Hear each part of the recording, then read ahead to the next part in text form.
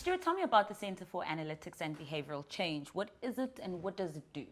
Sure, we're based at UCT at the Graduate School of Business, and we're effectively an analytics unit that looks at social media. And since COVID in particular, we've looked at mis and disinformation around COVID-19 and in general. We also do network analysis, and we're looking at social cohesion and particularly issues that pertain to social cohesion in South Africa. We also have a dialogue unit that works on advocacy within various spaces, and they try to reach out to people within social media and work with them in an activist kind of space to try and change conversations online. Stuart, tell me about the Centre for Analytics and Behavioural Change. What is it? What does it do? Sure, we're based at UCT at the Graduate School of Business. And we largely work with social media-based analytics and dialogue. So particularly since COVID, we've been working in the mis and disinformation space, trying to understand the mis and disinformation that's been going around and to publicize that and also to try and respond to that. We do have a dialogue function as well, where we reach out to people through social media and work with them and sort of stand alongside them as they do some of their work. So for example, we have a program that runs in gender-based violence and misogyny, in which we are working with men on social media to try and speak out against misogyny. So there's a range of stuff that we do, but it's all social media based. And what is your role at the CABC? I am officially Director of Projects, so I oversee all the various projects that we do. So I am responsible for the sort of big picture thinking and putting everything together, and also talking to donors and funders and those sorts of things as well. Now, let's talk about disinformation. From a global perspective, how big is this problem? It is big and growing. It's hard to underestimate its importance in the political landscape. And you know, when we're faced with existential crises like climate change, or like COVID-19 has been, it has really stepped to the fore. Also in the area of democracy, it's probably fair to say that almost no elections in the world are free of mis and disinformation through social media. And I think social media is the key that has allowed disinformation, which has probably been around since time immemorial, to really amplify and become far more common and far more pervasive and far more effective than it has ever been before. Now, we've heard this term a lot, fake news. Is this related, or is this a bit more sinister than that? Fake news was effectively a term invented by Donald Trump, or certainly publicized by Donald Trump. I prefer to use the term disinformation, which is effectively what it is. And there's a great irony in Donald Trump speaking about fake news, because of course he has been one of the great perpetrators of disinformation. And we've seen the rise of a really pernicious form of nationalist, very protectionist, isolationist kind of rhetoric that has come out across the globe. And it feels like a lot of that has emanated from Trump and from America, but it has really been a global movement. And it's the rise of the right, you know, it's the rise of fear in the world, the rise of fear of the other. And those are the kinds of narratives that are being pushed out into social media all around the world. What kind of effects does it have when you have world leaders and leaders of other countries as well saying things that are really misinformed and it is disinformation? What does that say to ordinary citizens? It becomes really hard to tell the fact from fiction. You know, some people use the term a post-truth kind of society, and it almost is that. Social media has taken over the news space to such an extent that traditional media really struggles to keep up and really struggles to fact check. And then there's some media outlets that don't even bother to fact check. Nationalist actors and populist actors particularly that are speaking to populism on the global stage tend to get a lot of media attention just by the virtue of the things that they are saying. Social media works in the same way. If you say something emotive, you say something emotional, you say something controversial, it's more likely to spread. The algorithms are more likely to push that out into the various spaces in social media, and it's more likely to go viral. And in a similar way, if we use Trump again as an example, he's got an enormous amount of free airtime on television channels by virtue of what he says. And that's where media can actually become complicit in the rise of these various isms, nationalism, racism, all of the othering that's been done around the world. And we've seen much of this disinformation start on social media and then make its way to mainstream media as well, which also then gives it some legitimacy. What are the dangers in that of, like you're saying, news outlets that don't fact check? What happens is the game really is to radicalize the views of a population or of citizens within a particular country. In particular narratives, in particular conversations. So if you assume that any given narrative would have something like a bell curve, so you can imagine that most of the conversation exists in the middle. Most people are rational, they talk in the middle of the conversation. Narrative manipulation, disinformation, fake news is designed to amplify those extremes and push them up until they become part of the mainstream. I'll keep using Trump as an example. The Mexican Wall, way back when, that was something that was an absurdity. No rational person would have thought, oh yeah, that's a good idea. And yet, by social media pressure, that got pushed into the mainstream and suddenly became part of normal discourse. And that, I think, is the real danger of this, is that the extremes get pushed into the center and things that were unthinkable suddenly become part of mainstream discourse and then can make their way into policies that governments make or decisions that people make. They can make their way into real world violence, as they have done in many places in the world as well. Many of us are social media users, so how does one identify that, no, this is a disinformation campaign? It's really hard to. That's a difficult task, and there's no easy answer to this. I tend to say to people, just be really careful of what you see. I think also where you feel like someone is trying to tap into your emotions, and particularly where someone is trying to convince you of something that involves dehumanizing other people. So generalizations about people are particularly dangerous. That's the area of xenophobia, of racism, of homophobia, of religious intolerance. Those areas are particularly dangerous. And then otherwise, to kind of ask yourself whether this is reasonable. Is this, and fact check as best you can. But the trouble is it comes in waves and it comes in torrents. The stuff that we saw through COVID-19 was almost unescapable on social media. So it really is a difficult task for people. Fact checking is very, very important. So how does the CABC go about doing its work? In a variety of ways. For us, identifying it really is the initial part of it, and then publicizing it as we do here. So we are looking at various narratives and various themes, trying to understand how and why they are framed as they are, and then publicizing that to people. And then also starting to try and work inside of these conversations, and these are some of the experiments that we're starting to do, with trying to moderate the conversation towards the center, working with people in the space to try and keep those conversations more in the middle and less extreme. Some of these conversations extend all the way into hate speech and into incitement to violence. We also at that point try to have those validated and then work with various organizations to take those to people like Twitter or like Facebook and work with those pieces of material at source. Talk to me about #PutSouthAfricans First. What are your observations there? We were watching the xenophobic narrative right from the start of lockdown because we realized, one of our core mandates is around social cohesion and watching for the fractures in our society.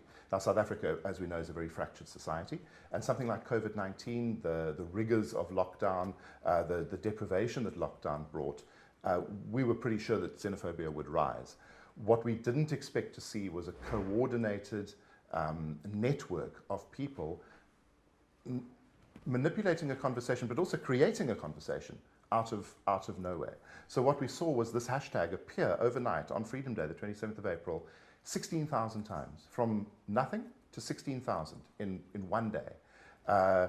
And we saw hundreds of accounts working together using the same narratives sequentially over time to gather an audience of xenophobes around them.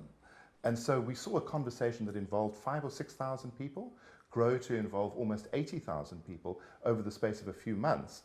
And that was driven by a small group, about 80 or 90 people, with a periphery of accounts around them, another 300 or so, that were disseminating most of this content into that space. And at times, that conversation went as high as 25,000 posts in a single day. And this was a conversation that in the beginning, the xenophobia conversation was at around about 250 posts a day. So you can see how a movement can be created out of nothing, really, through manipulating people's emotions and through coordinated activity. Yeah, I mean, because last year you barely saw that hashtag, and then this year you're always seeing it. Well, this is the thing, isn't it? Xenophobia was always there on social media. We've been tracking xenophobia all the way back to 2011. And it's always been around, it's risen and it's fallen, and it has generally followed an above-the-line kind of approach. So where xenophobia has appeared on the streets of South Africa, it's been reflected in social media. What we're seeing here is the creation of a tinderbox kind of environment where people are deliberately fomenting xenophobia and effectively creating it out of thin air. And they are then flooding that space, the Put South Africans First space, with narratives that are patently false and untrue about foreign nationals. And they're doing it over and over and over again in a coordinated fashion until when you go onto Twitter and you see that, you would assume that pretty much everyone on Twitter is xenophobic. And that's not really the case at all. Now, if there are so many and growing Twitter accounts inciting xenophobic language, why doesn't Twitter just ban these accounts? We're stuck in a global environment, and one of the real challenges with social media is that they're not local. Twitter's not a local company, it's an American company. So it's Facebook, all of them are effectively American companies. And so policy decisions are really tough to take because you can't impose a policy on Twitter.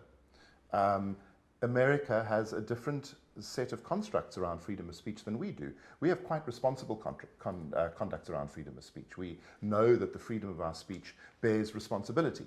And we know that through our history, and that's a very progressive way of looking at freedom of speech. Whereas America tends to be more libertarian about it, and they allow far more freedom of speach.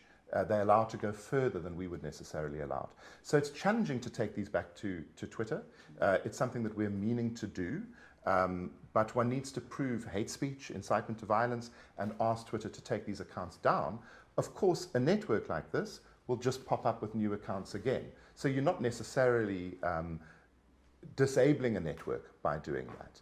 We are also of the opinion that it makes sense to talk into that space and perhaps counter it with alternative narratives. To tell a better story is also a way to approach this. Is what we're seeing on social media transpiring into our physical lives? Are we now having more discussions about xenophobia? It's difficult to answer that. I think the assumption is probably yes.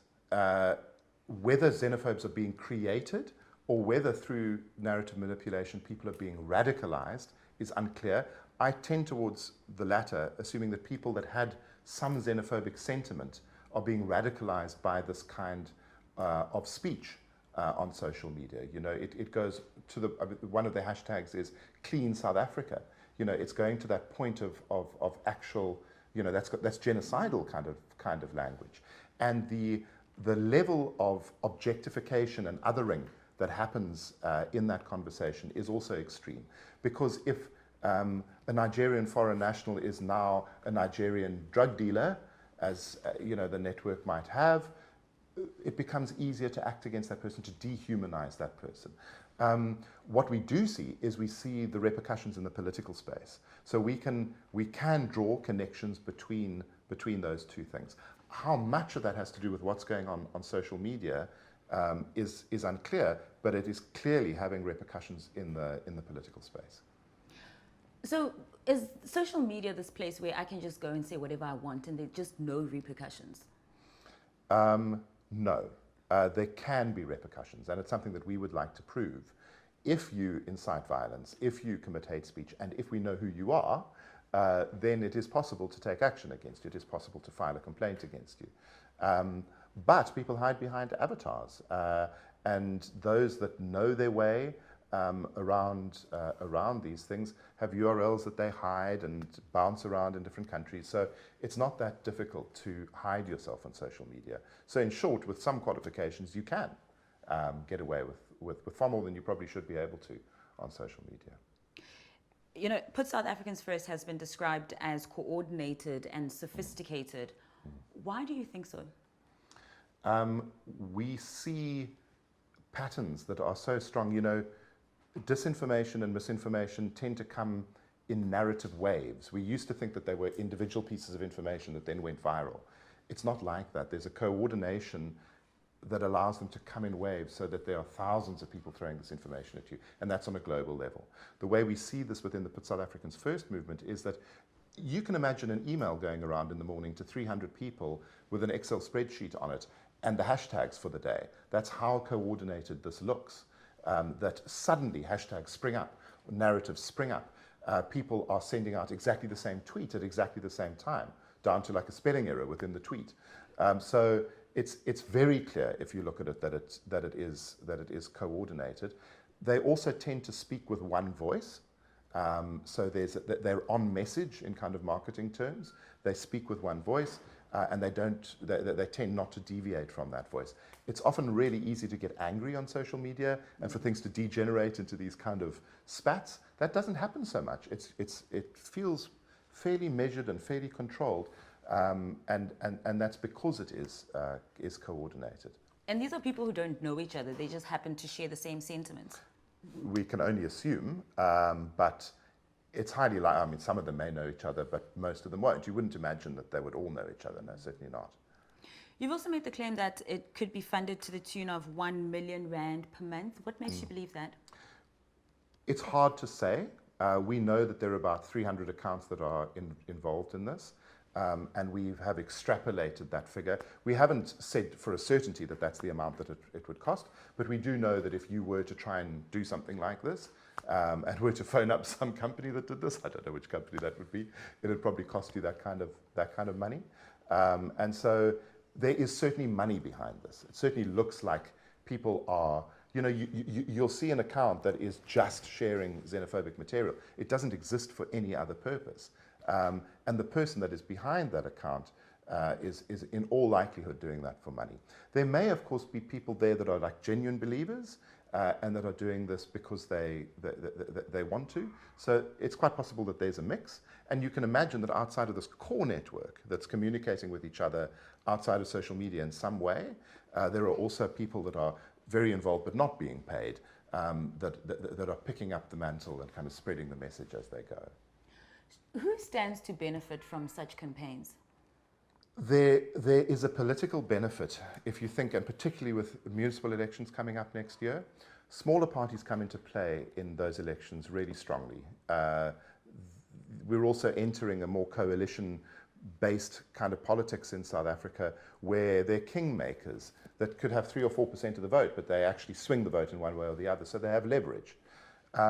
And into that environment, along with the COVID environment, which has encouraged all sorts of conspiracies and has really changed the way that we see disinformation on social media, steps a xenophobic narrative that is charting a political path that neither of the two main parties, the ANC or the EFF, is prepared to take. Both the ANC and the EFF are avowedly anti-xenophobic, and incidentally, a lot of the people that are spreading the xenophobic material are also spreading anti-ANC and anti-EFF material.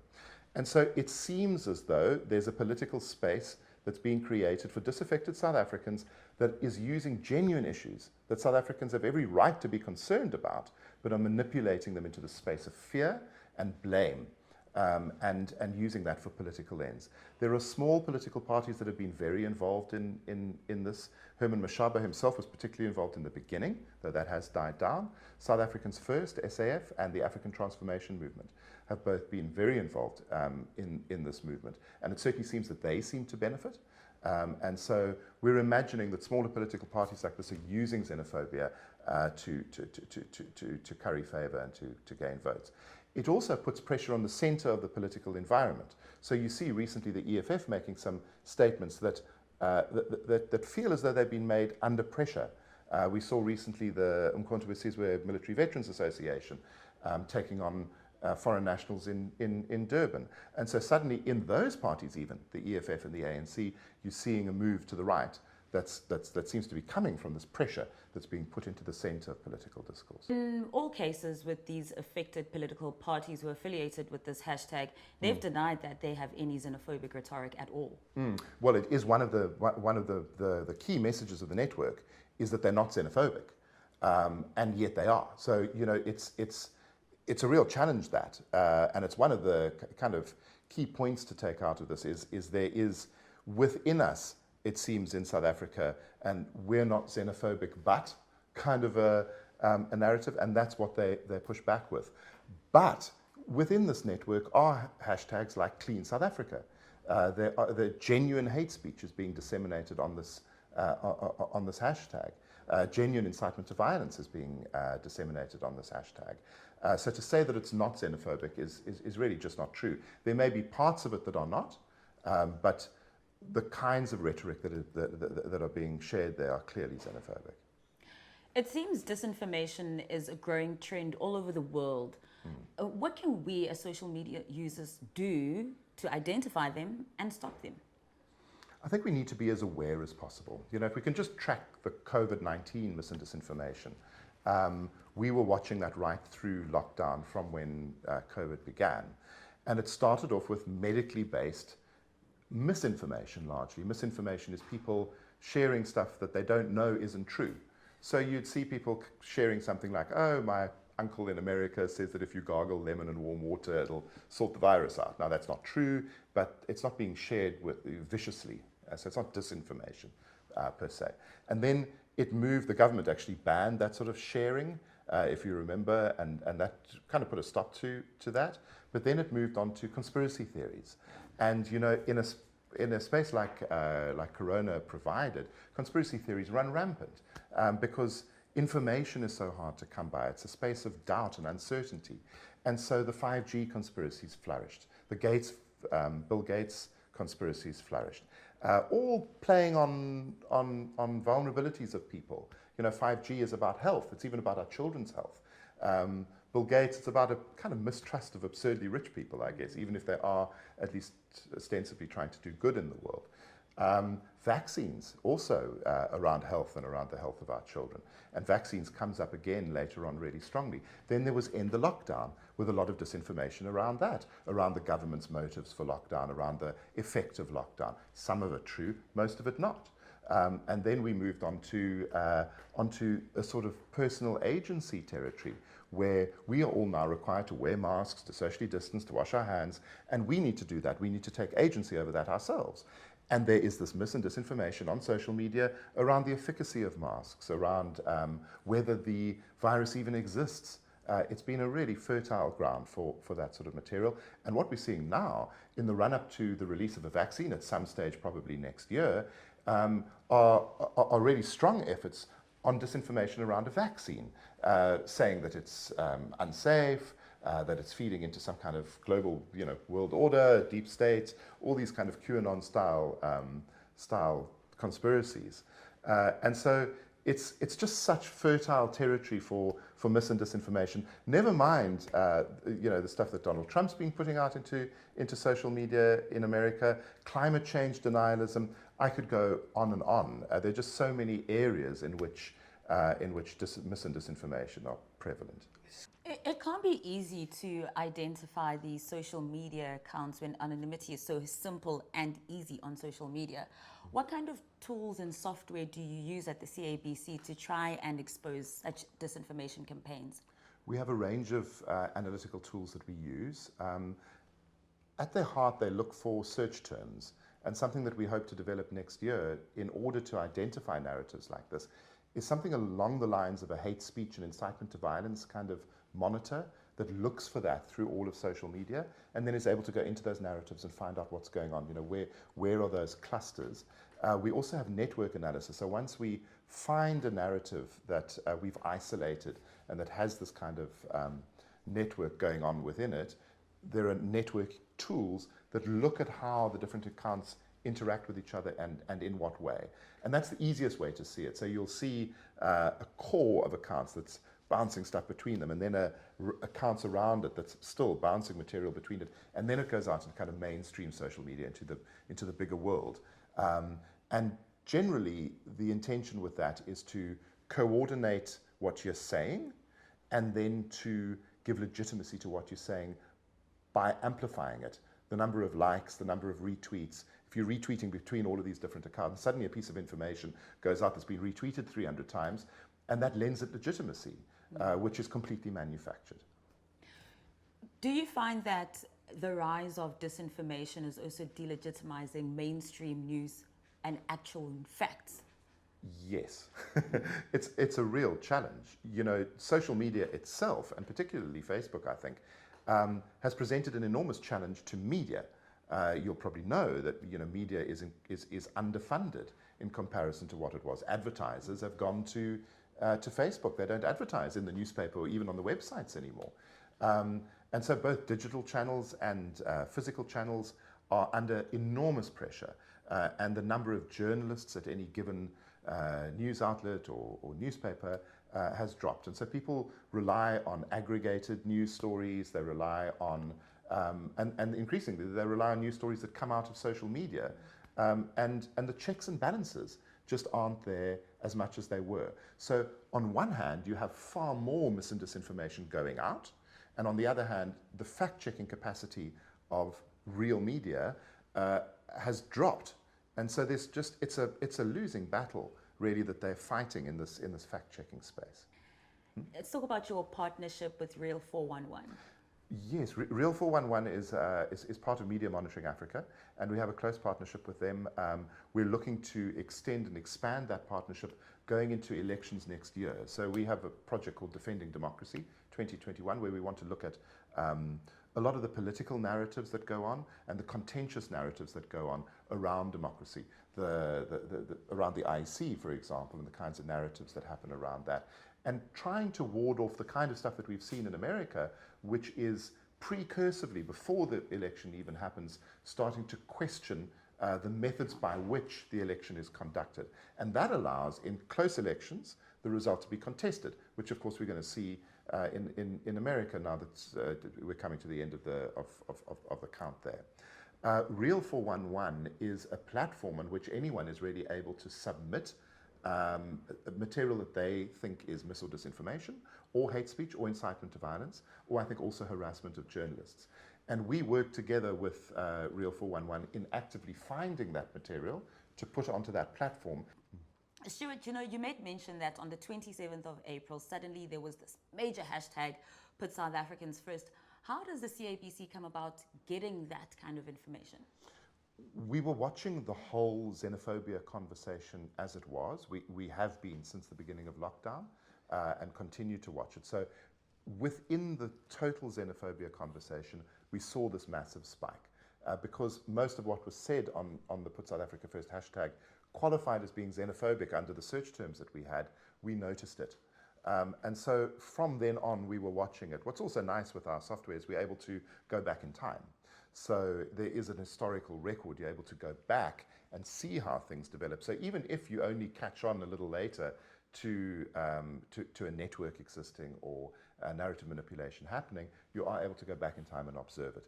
But we saw it early, and we were monitoring it from then on, is the short answer. We saw this massive spike, and we went in there and saw that it was this hashtag, Put South Africans First. Is this conversation about disinformation a storm in a teacup, or should we be worried?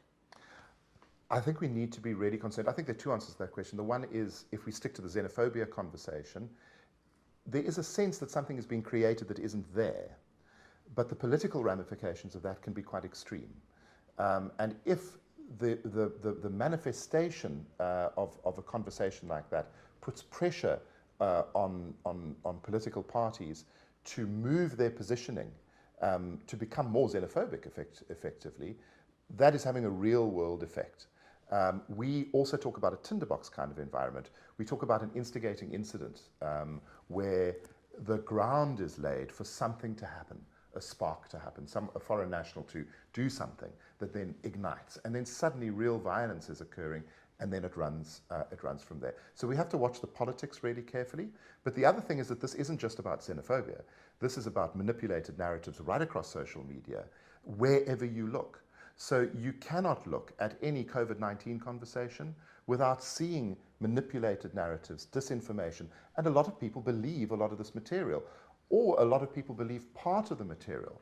And there are actors behind that are deliberately sowing that disinformation for political ends. A lot of it has to do with undermining democracies and rising nationalism all around the world, which benefits authoritarians. Chaos tends to benefit authoritarians, and authoritarians tend to rise out of the kind of chaos that these narratives can cause. So when we go into the election year next year, and just in general, there are narratives all over the place. The white genocide narrative, white monopoly capital, radical economic transformation, the IEC, 𝗀𝗵𝗶𝘀. You know, take your pick. These narratives have been manipulated in some way or another. We're there to keep an eye on them and to report on them, but social media users really need to be as aware as they can possibly be that everything is not always as it seems on social media.